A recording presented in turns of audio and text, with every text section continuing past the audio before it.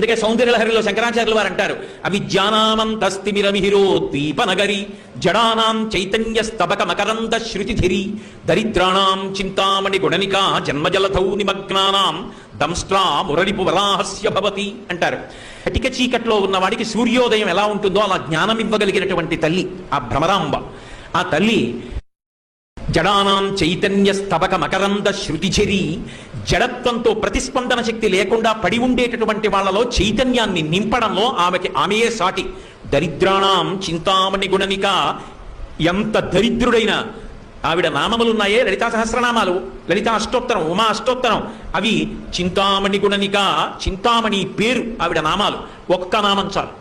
జన్మ జలధౌ నిమగ్నానాం దంష్ట్రా మురరిపువరాహస్య భవతి.